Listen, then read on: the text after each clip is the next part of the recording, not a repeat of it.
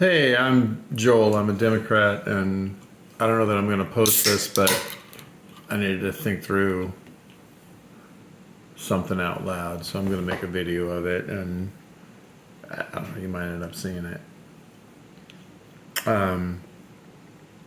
There's a difficult question about whether or about how parties respond to the rise of the non-affiliated voter. And a non-affiliated voter is a complicated thing because there's not one reason that people are non-affiliated voters. For instance, in Oregon, where I live, some people are non-affiliated voters because they're almost automatically registered when they get a driver's license, but they're not registered for a party. They have to make an extra step to become a party member of some sort. But undeniably, statistically, nationwide, there are more non-affiliated voters than I believe there are of either party across the nation. Definitely in Oregon, definitely in the rural areas in the rural area that I live in. Measure that by the county or my congressional district. Both of them have more non-affiliated voters than they do Democrats, or not, and they have more non-affiliated voters than they have Republicans. So these are Americans involved in the democratic system who choose not to be a member of a party. And we don't have a concise way of understanding who they are and why they are that. People who choose to be active in a party generally are like, well, become a member of a party that you are most aligned with and then affect that party. It's a hard assignment. I know this because I'm a member of a party and the party doesn't always do what I want. And yet, amongst my social group, I'm answerable for every damn thing the party does from the top down, state level, national level. Like, I'm a Democrat, so what Charles Schumer does is mine to explain. And that's not really at all how party membership works, but it is how people perceive that it works. And so it makes sense that people don't want that next to their name. And once again, in a rural place that's more conservative, where the perceptions of the ills that have befallen America because of the Democratic Party are greater, it's even more pronounced. And I've heard report, and I feel that it's valid, that if you have registered as a Democrat, it's going to be hard to hold certain positions of prominence in rural communities or in communities outside of Democratic strongholds. That frankly makes sense to me. People who are active in my party as Democrats feel fear around being known as Democrats.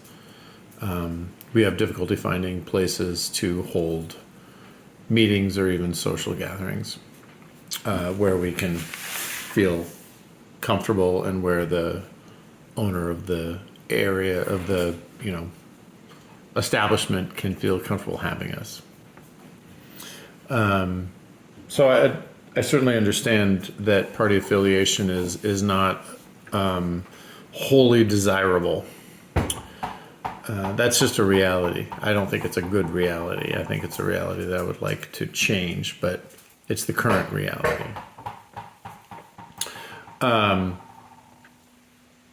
And so the idea of allowing people who are not affiliated to vote in the Democratic primary came up because of a rural member of the party proposing it. And it got voted down. It's not an easy question. It's not straightforward, and I was not 100% decided on the issue.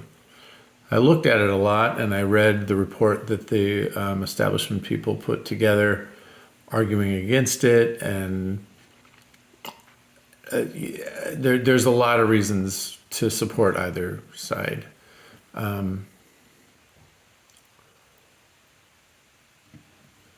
So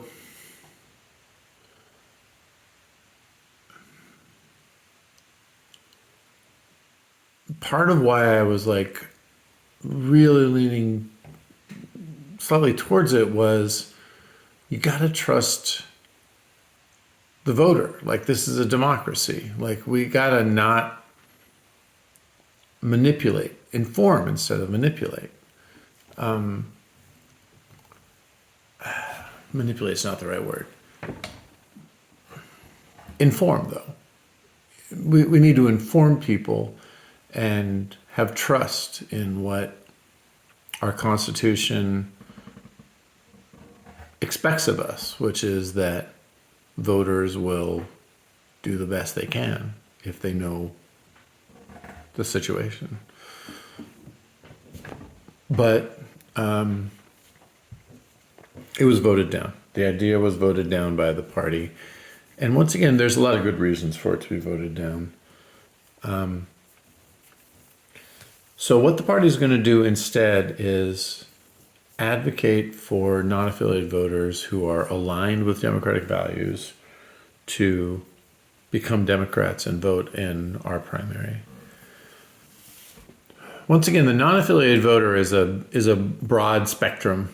There's not one non-affiliated voter, and I have fallen into the trap, as a lot of people have, of saying, well, what you got here in your non-affiliated voters are these people. This is the key to the non-affiliated voter. But they're distributed across an array of conservative and progressive. They're distributed across an array of informed and engaged to completely disengaged.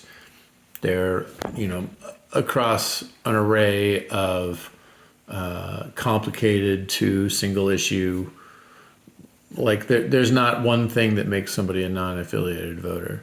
They're Americans who are citizens and involved in their communities and have opinions.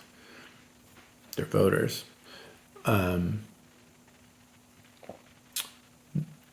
The idea of hearing from them more, that attracts me. I like the idea. And I hope that we can find a way to make that happen. I've had multiple conversations, and this is anecdotal, not statistical, so don't take this as being in any kind of indication of a larger truth, but I've had multiple conversations with non-affiliated voters who just find the idea of registering as a Democrat reprehensible. They don't want to do it. They're likely going to vote with us for most things, which is the best I think you can ask for non-robots to do. But they don't like the idea of being a member of a party. They're going to resist that. And pressuring them to, because it's strategically necessary for them to do so, isn't going to make them your friend. And so more and more in this thought, I've really come to believe that we should find ways to allow people to remain non-affiliated but participate and have their voice heard some way. I'm not quite sure how that's going to work exactly, but I'm going to continue to examine the conversation and hear what other people have to say about it. It's a complex of laws, state and federal laws, also rules of parties. It's definitely not something that's a snap your fingers and you get what you want sort of a situation. I'm very intrigued by ranked choice voting. I listen to people who talk about the top two primaries, although I have pretty straightforward problems with that. And also, I'm like, well, okay, let's play out the tape. Like, what would that look like?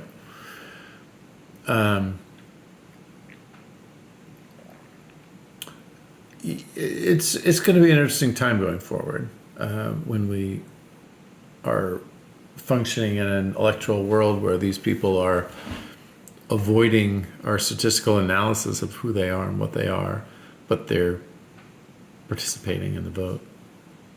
And I mean, I guess what I'm trying to say is I'm here for it.